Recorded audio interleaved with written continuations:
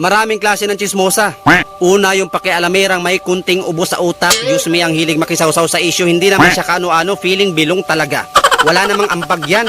Yung ambag yan, laway lang, mabaho pa. Oh, bato-bato sa langit, ang tamaan. Huwag magalit, doon kayo magalit sa nag-request. Huwag sa akin, Diyos me. Doon kayo sa kanila magalit, skip nyo na lang kung ayaw nyo. Wala namang pangalan dito. Remember, yung mga chismosa, walang kaibigan-kaibigan yan. Walang secret-secret yan. Remember, chismosa yan. Kaibigan ka lang, chismosa siya. Sino mas matimbang? Eh di ba siya? Yung bunganga niyan, kahit takpan nyo pa ng epoxy yan, kahit na nakatikom na yung bibig niyan, yung utak niya nagsasalita pa rin. Remember, may cellphone, nagtatype yung kamay niyan, messenger na ngayon, kaya huwag kayong magtitiwala. O, sunod, yung mali yung info. Ang hilig makipagtsikahan, mali rin naman yung kinikwento sa sunod. Kayo mga marites kayo, i-double check nyo naman pag nagkwento kayo. Alamin nyo muna, double check ba?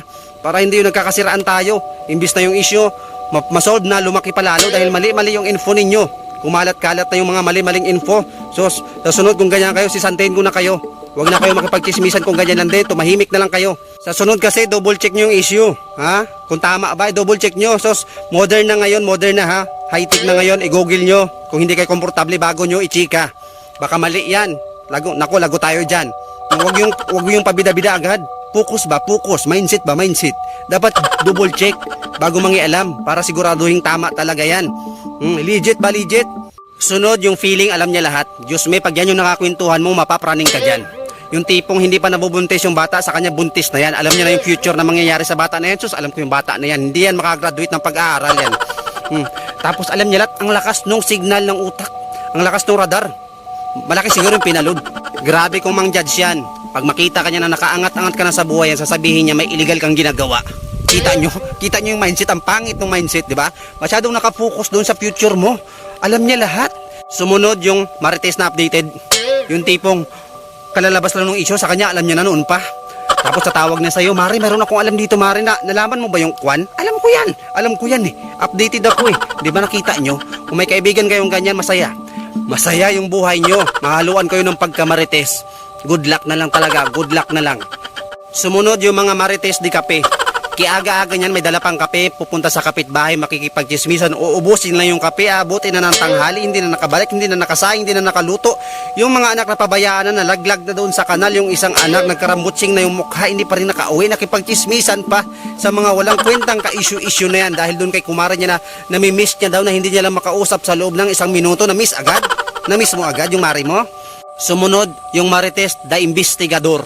Yun na, yung akala mo may concern talaga siya, pupunta doon, makikibusisi kung anong nangyari, tapos aalamin lang, yun lang.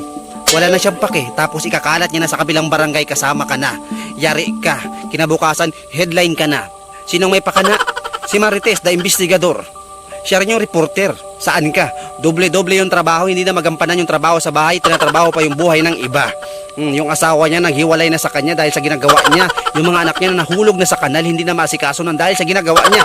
Sumunod, yung Marites the backfighter. Yan na, yari ka. Ako na nagsasabi sa'yo, wag na wag kang magkikwento ng buhay mo sa kanya ng mga baho mo. Sinisigurado ko sa iyo, lalabas at lalabas yan pag nakatalikod ka na. Sa una, akala mo okay lang yan, nakangiti lang yan, nakatingin sa'yo habang nagsasalita ka, pero wag ka. Sinasaulo niya na lahat ng mga sinasabi mo sa kanyang, kamalian mo at lahat-lahat ng detalyado ng buhay mo, at kapag wala ka na, yari ka. Pag nakatalikod ka na, yun na, yari ka. Doon na magsisimula yung opportunity niya sa buhay na para ihasik at patunayan sa sarili niya na talagang chismosa siya. Lahat-lahat ng nalalaman niya sa'yo ng sikreto lang sana. Para sa kanya walang sikret-sikret, walang kaibigan-kaibigan to. Chismosa ako eh. Remember? Walang secret-secret, walang kaibigan-kaibigan. Remember, chismosa ka. Chismosa siya. Kaya niyang ikalat lahat ng baho mo, tandaan nyo. Ang chismosa ay chismosa magpakailanman. Yung bunganga niyan hindi mapipigilan. Hindi mapipigilan kahit ipuksihin mo yan. Nagsasalita pa rin yung utak niyan.